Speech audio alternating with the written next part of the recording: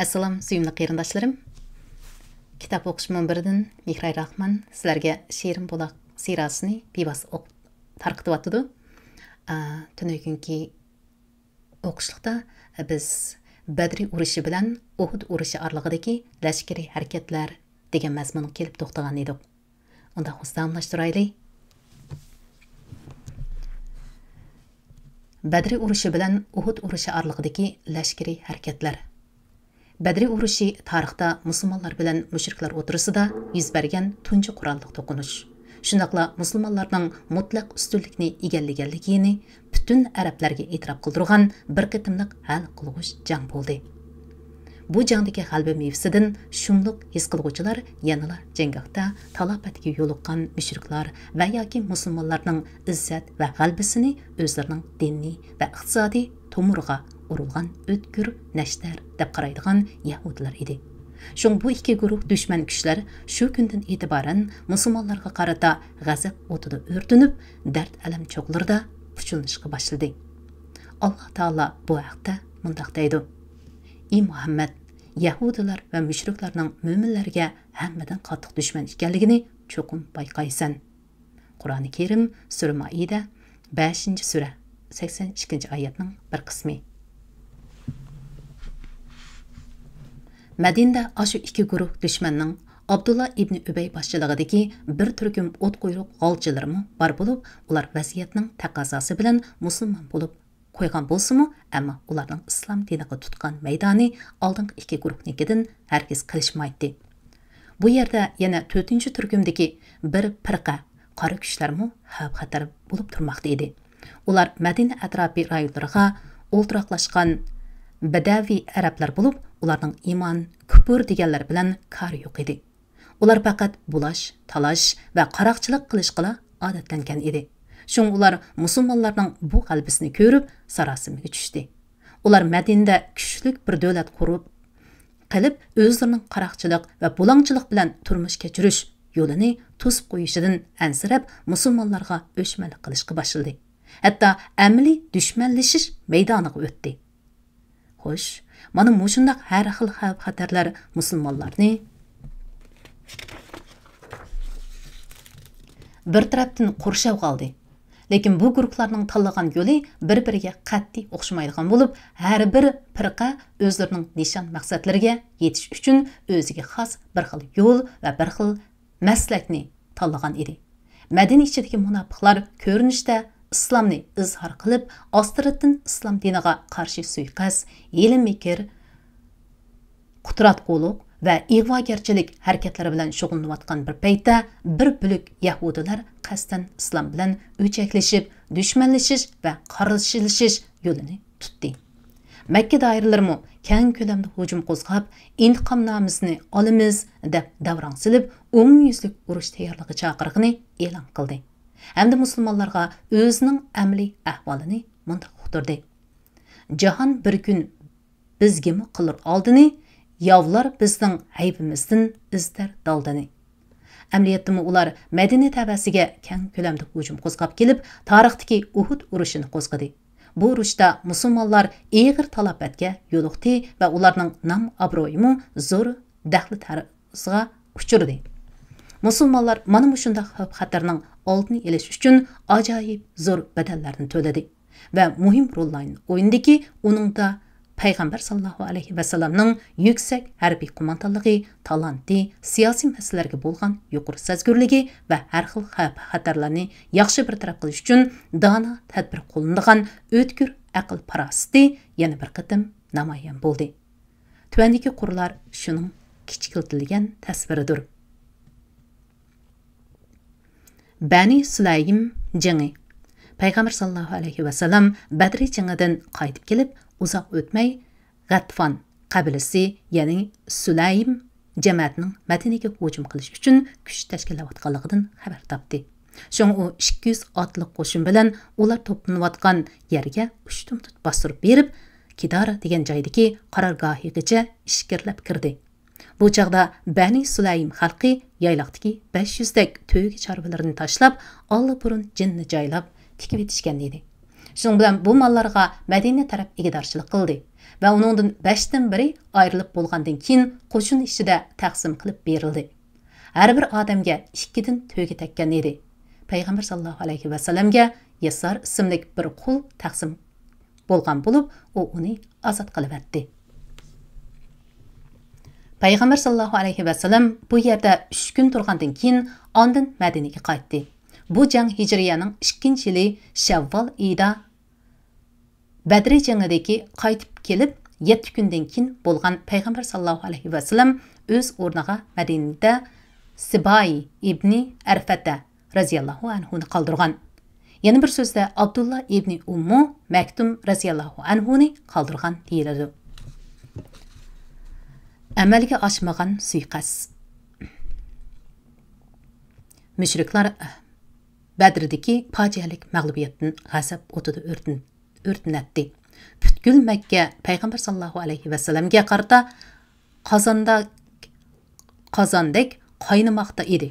Oxiri Makkaning qaram talvalaridan ikkisi bu ixtilof va jadal majroning bosh kalisi va oshiqo'rliq or-nomusning o'zlarining qarashicha manbai Muhammad yani sallallohu alayhi va sallamni qasdlab o'ldirishni planladi. Uning jarayoni mundaq bo'ldi. Badr vaqasidan oz vaqt keyin Umayyin ibn Vahab Jumahi bilan Safvan ibn Umayya Kaybining Hijri degan yerida o'ldirib kashf parang'i tushdi. Umayr payg'ambar sallallohu alayhi va sallamga to'la arsiyat yetkazadigan o't qo'yrig'i shaytonlarning biri edi. Uning o'g'li Vahab ibn Umayr Badrda musulmonlar tarafidan asir qilingan edi. Shung ular parang davomida Badr fojiasini va kumotilganlarning ichinishliq ko'rinishlarini aslashdi. Safvan ibn Umayya mundaq dedi: "Azbray Xudo, bizning hayot qolganimiz nihoyat yaxshi bo'ldi." Uning javoban Umayr ibn Vahab: "Rost deysan, ilohim, men qasam qila olmaymanki, navoda mening zimmamda nurg'un qarzlarim bo'lmagan bo'lsa, ham bola chaqalarimning xonivayron bo'lib ketishidan ansirmagan bo'lsam, Muhammadning qishig'i berib, uni o'ltirib atgan bo'latdim. Chunki mening ularning oldiga berishimga to'liq bahonam, asosim bor. O'g'lim ularning qo'lida asorat turmoqda", dedi. Bu chaqda Safvan bu oltin fursatni g'animat bildi-da: "Undaq yaxshi niyating bo'lsa, qarzlaring mening zimmamda bo'lsin. Uni men ado qilib etay.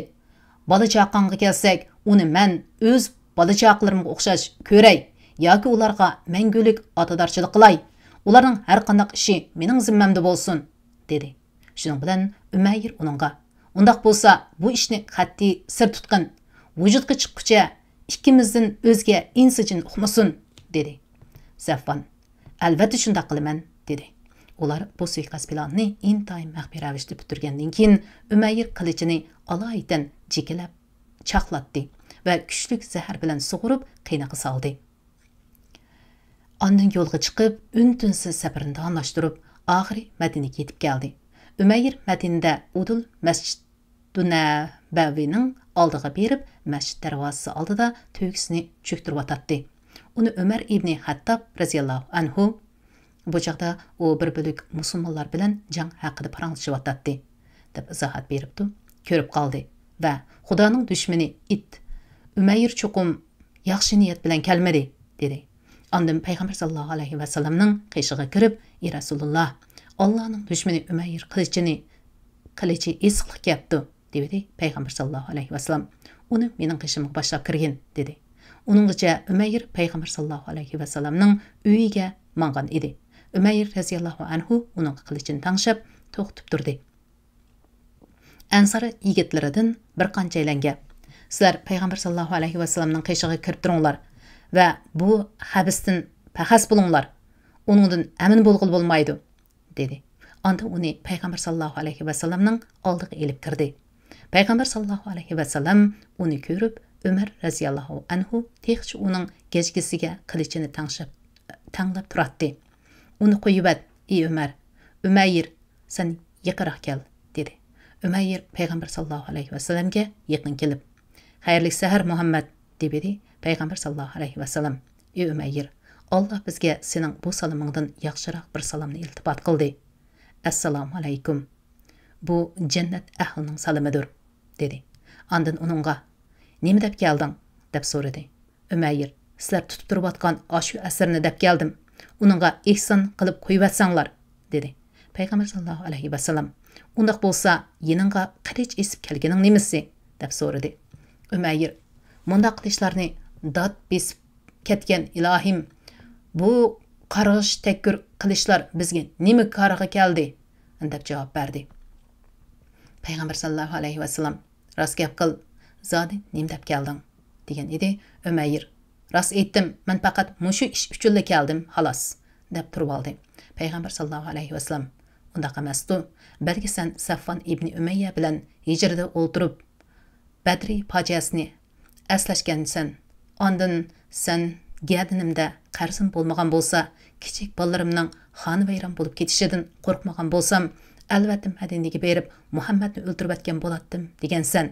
Shuning bilan Safvan, sen meni o'ldirib o'tish sharti bilan sening zimmangdagi qarzlaringni va bola chaqalaringning nafiqatini ustiga olgandi.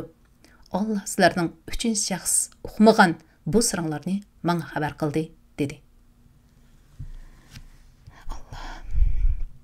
Şunun bilan Umayr Payg'ambar sallallohu alayhi vasallamga, "Ey Muhammad, men sening Allohning payg'ambar ekanligingga amdi iqror bo'ldim.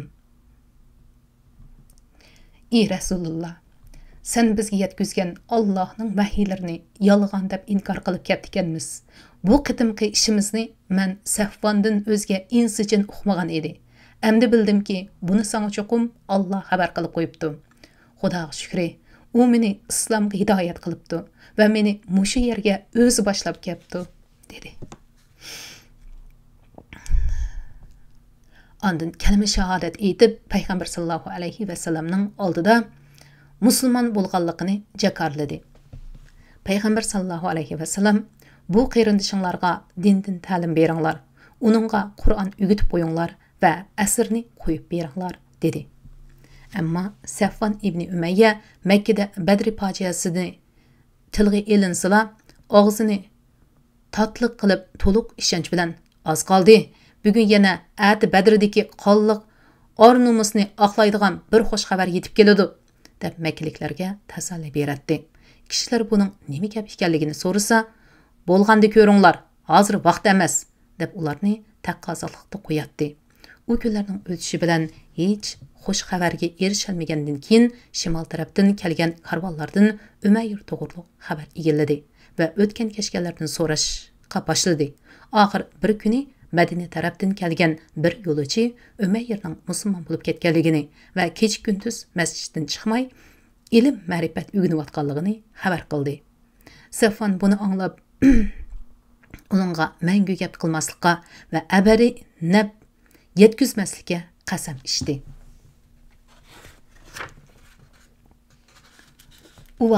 Shu vaqtdan keyin Umayr Makkaga qaytib kelib, kishilarni islom diniga da'vat qilib turib qoldi va uning qo'lida nurg'un xalq musulmon bo'ldi.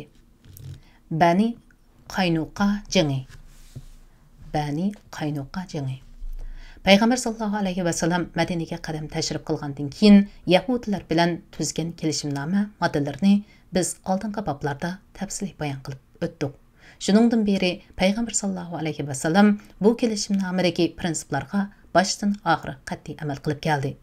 Musulmonlar tarafdan bu kelishimga xilof birmu g'ayri ahvol ko'rilmadi. Lekin o'z tarixini aldamchilik, xiyonatkorlik va o'z qo'li bilan tuzgan ahdunnomalarni o'z ixtiyori bilan xiloflik qilish jinoyatlari bilan to'shqizib o'tgan yahudilar uzoq o'tmay o'zining bu eski tozkulasini qayta kiyib qo'pdi va osonla o'z aksini tortib suiqasd, hiyla-mekr, ig'vogarchilik va qudratqullik yo'lini tutdi va musulmonlarning birlik sepiga buzg'unchilik silishga boshladi. Tuvandagi qurlarimizda uningdagi amaliy bir misolni so'zlab o'tamiz. Yahudlarning suiqasdlaridan amaliy bir misol. İbn Issoq rahimahulloh mundaq degan: Yahudlardan Shas ibn Qays o'z u o'zining yashinib qolganligiga baxmay musulmonlarga qattiq o'shmalik qiladigan va ularning muvaffaqiyatlariga chidamay ketgan qora niyat edi. Payg'ambar sallallohu alayhi vasallamning sahobalaridan Avs va Xazraj qabillarından bo'lib bir bölük kishilarning bir yerga jam bo'lib xotirjam keng kushada paranglashib ochiq yo'riq o'tirishgan bir majlisidan o'tib qoldi. Bu holat uning ichini echishtirdi. Chunki texi tunugulla o'zaro urushib, qirg'in qilishib yuradigan ikki qabila odamlari mana bugun islomga musharraf bo'lish bilan inoq ittifoq kayfiyatda xushal-xuram o'tirmoqda edi. U ko'nglida bu zamondagi yerlik xalq arablarni demakchi. İttifaqlashib qapti. Bu bo'lmabdi.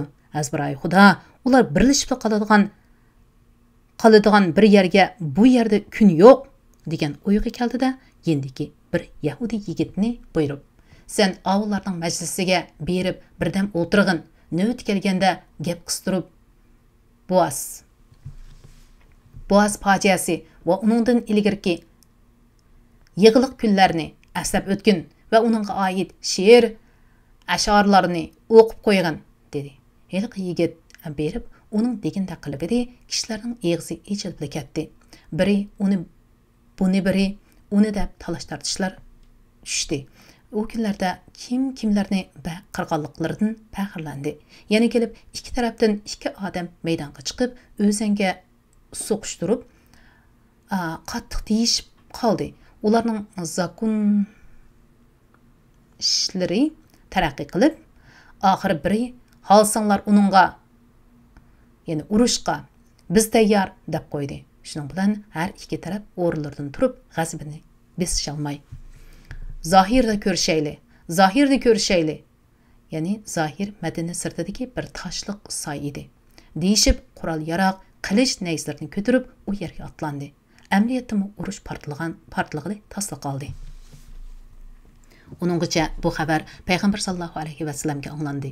Shunga u yinda bar bo'lgan muhojir va ansor sahobalarning hammasini agashtirib, ular saf tortib urushgan yerning ustiga yetib bordi va ey musulmon jamoasi, ey Xudo, Alloh sizlarni islomga hidoyat qilgan va islom bilan hurmatlagan tursa, jaholiyatdagi ishlarni Alloh birla tugatib o'tgan va eng muhimi sizlarni kufrdan xalos qilib, dillaringlarni islom nuri bilan yo'ritgan tursa, uning ustiga mantiq oranglarda hayot tursam, mushundaq nadonlarcha janjallashasizlar deb qo'ydi. Natijada ko'pchilik buning hammasi shaytonning ig'vogarchiligi va odamiy shayton dushman Yahudilarning suiqasd ekanligini to'nib yetdi-da, pushaymon qilishib, ko'z yechish qilishdi. Avs va Xazraj ikki qabilaning odamlari o'zaro quchoqlashib, ko'rishib, afu so'rashdi. Ondan Payg'ambar sallallohu alayhi vasallam bilan billa dillarida qilcha g'am o'dir qolmagan holatda qaytib kelishdi. Alloh taolo ularning dilidan Xudoning dushmani Shas ibn Qaysning suiqasdi ushqullarini o'chirib atgan edi. Mana bu Yahudlarning musulmonlar orasida amaliy silishga urinayotgan hamda islom davlati yo'llariga to'salg'u paydo qilish uchun elib berayotgan qudratlilik va og'dirmachilik harakatlaridan amaliy bir misoldir.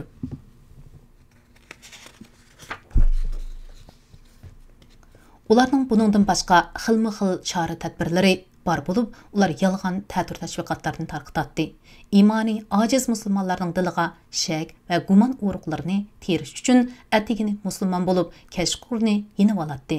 Iqtisodiy muomalasi bor kishilar musulmon bo'lsa, uni har jihatdan qisatdi. Masalan, o'zining bo'lsa, ati oqshimi suylab, amonni zamonga bermay oladi. Uningda bo'lsa, bergil unamay haram yevalatdi. Va sen ajdodingning dindagi vaqtingda sening bizda haqqing bor edi. Ammo endi sen o'z diningni tashlab o'tgandan keyin bizda hech narsa qolmadi deb bahona ko'rsatdi. Yahudlar mushu yo'lsizliklarning hammasini Payg'ambar sallallohu alayhi vasallam bilan imzolashgan kelishimga xilof holda Badr jangining oldi-keyinda qilavergan edi. Payg'ambar sallallohu alayhi vasallam sahoba kiramlar bularning hamon bir kuni hidoyat tepishiga umid bog'lab, Madina rayonining muqimligi va tinchligini nazarda tutib, tishini tishlab sabr qilib kelgan edi. Banu Qaynoqqa Yahudilari o'z putiga o'zi palti chapdi. Lekin Yahudilar musulmonlarning Badr maydonida mutlaq ustunlik bilan g'alaba qilganligi va yiroq yaqin hammaning dilida musulmonlarning izzat, hurmati, shon shavkati o'rin olganligini ko'rib, hasad o'tida ich bag'ri kuyib, kul bo'lib ketdi. Ularning o'chmanligi hasilab eshib, oshkora dushmanlashish maydoniga o'tdi va qalaymaqonchilik tug'dirish va parakandchilik silishga urindi. Shaxslar ichida musulmonlarga eng o'chmanlik va yomonlik qiladiganini Kaib ibn Ashraf bo'ldi. Madinada o'ltiraqlashgan Yahudi qabillari ichida, ya'ni Bani Qaynuqqa hammadan bek g'oljirlashdi. Ularning ko'p qismi zargarchilik, to'mirchilik, qochqucha, chaqchuq, hunar san'ati bilan shug'ullanadi va shu tufayli ularning har qandoqligi o'z yonida har xil qurol yaroqlarni ilib yuratdi. Ular Madina Yahudilari ichida eng jasur, eng shijoatlik qo'shiniga ega qabila bo'lib, jangga qatnasha oladigan muntasim odamning soni 700 dan oshadi. Shuninglar Yahudilar ichida ahdinomni tunji bo'lib buzib, o'z putiga o'zi palti chapgan nakaslardan bo'lib qoldi. Allah Taala Badrda musulmonlarni g'olib qilib, ularning inovat hurmatini yuqori ko'tarib edi. Bu Yahudilarning asabiyligi eshib, keng ko'lamda kuch kiritish va ig'vogarchilik harakatlari bilan shug'ullandi. Ular hadisla qalaymaqonchilik va parakandchilik tug'dirib, yolg'iz mangan musulmonlarning oldini to'sib, masxara va mazoq qilib bo'zak etdi. Musulmonlar ularning bozoriga savdo-sotiq bilan kelib qolsa, ularga arziyat yetkazdi va chetga qoqdi. Hatto texnik chekidan eshib, musulmonlarning qiz xotinlariga chiqilishga urindi. Ularning askarligi chekiga yetib, bu xil jinoyatlarga chidab turg'ili bo'lmaganda, payg'ambar sallallohu alayhi vasallam ularni yig'ib chiroyliqcha nasihat qildi. Tinch bo'lish va to'g'ri yo'lda minishga da'vat qildi. Ularni qarshilashish va dushmanlashishning yomon oqibatidan hazar aylashga chaqiriq qildi. Lekin bu yaxshi nasihatlar ularga aks ta'sir berib, ularning o't quyruqligini va mug'ambarlikligini oshirib o'tdi.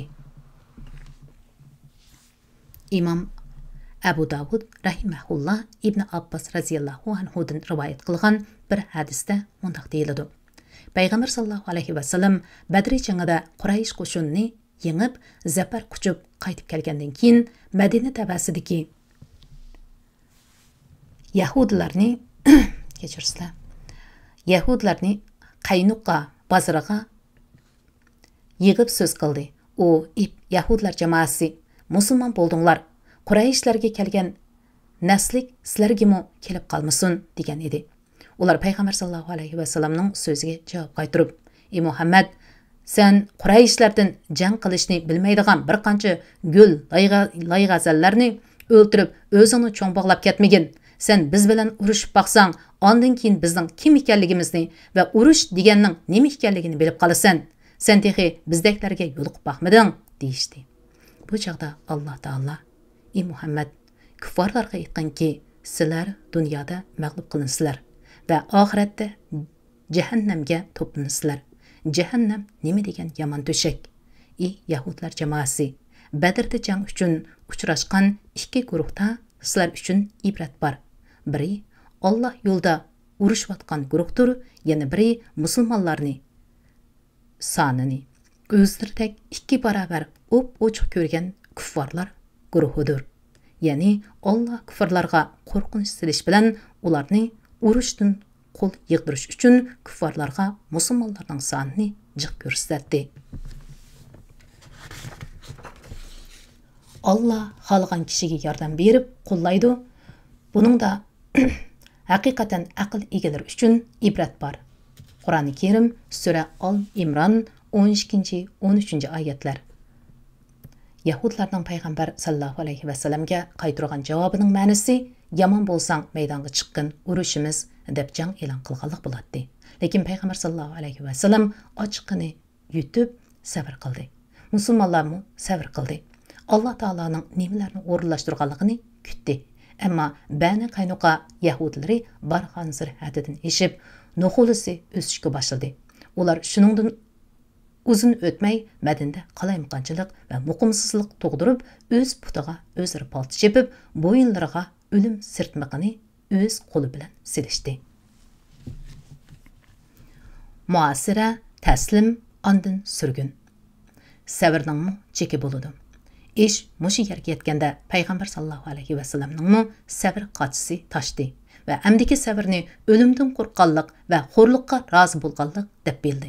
Shunga u Madinada o'z o'rniga Abu Lubaba ibn Abdul Munzir radhiyallohu anhuni qoldirib, musulmonlar qo'shinini boshlab, Bani Qaynuqa yahudlarga hujum qo'zg'adi. Musulmonlar Alimini Hamza ibn Abdul Muttallib radhiyallohu anhu tutqizdi. Yahudlar musulmonlarni ko'rib, darhol sepil qurg'onlarini kirib, mudofiya turib oldi. Musulmonlar muhasira 15 kun davomlashdi.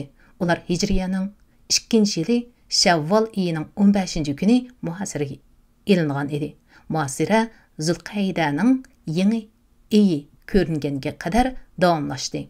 Oxir Allah Taala ularning diliga biror qavmni halok qilmoqchi bo'lganda va yoki mag'lubiyatga yuzlandirganda tashlaydigan qo'rqinchni tashlagan chig'i, natijada ular o'zlarining hayoti, mol-mulki, xotin, bola chaqalari haqida payg'ambar sallallohu alayhi vasallamning hukm chiqarishiga qoyil bo'ladigan bo'lishdi. Payg'ambar sallallohu alayhi vasallam buyruq tushirib, ularning hammasini bog'lab, qurolsizlantirdi. Ish mushu yerga yetib, zo'ravon qara niyatlar o'z jazosini topay deganda, yanla munofiq Abdullah ibn Ubay ibn Salul o'zining munofiqlik rolini o'ynab sahnada paydo bo'ldi. U payg'ambar sallallohu alayhi vasallamdan ularni kechirim qilishni tilab, yalvorib turib oldi.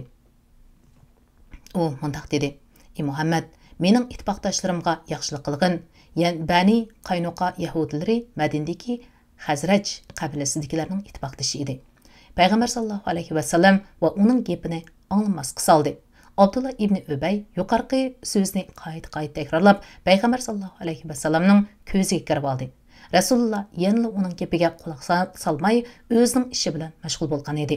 U payg'ambar sallallohu alayhi vasallamning savutining tutquchidan tutib olib, uni mang'ila qo'ymadi.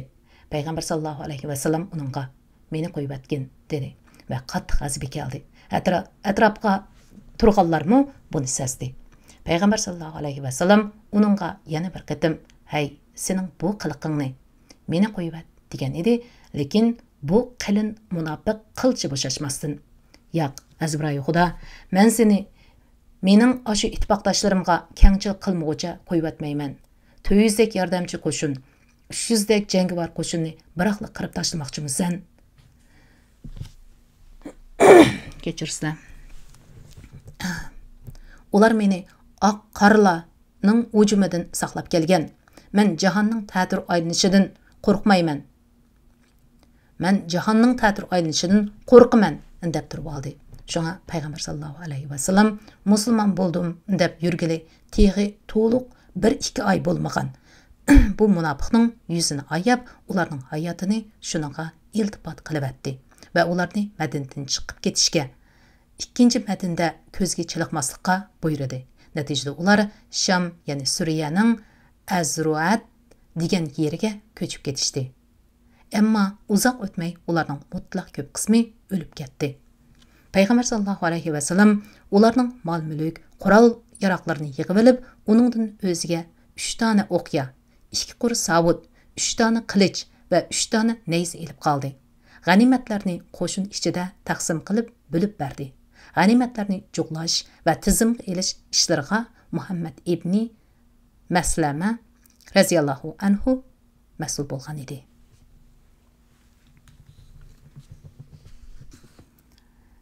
Assalomu qarindoshlarim. Bugungi sirani bevosita o'qishlik mushada to'xtaydi. Atigi o'qishlik Allah buyursa Saviq Talqan Jini degan mazmundan boshlandi. Bugun shanba 5-oyning 1-kuni bo'pti. Ramazonning asosiyatini Ramazon kunlarimizning yarmi tugabdi. Bu kitobni hozir yarım soat bo'yicha o'qisak, Ramazonda tugatib bo'lmaydi ekanmiz. Shuning uchun shu shanba, yakshanba kunlari vaqtni chaqnaq tutib, ko'proq o'qishni o'ylashdim. Şoňa bugün balkim yarım saatdan bölüp bir qancha qitim okup tarqitishim mümkin. Agar vaqtinglar bolsa, vaqtni çyň tutup, diqqat berişiňlarni ümit qilaman. Maqul emsa, Allah'a emanet.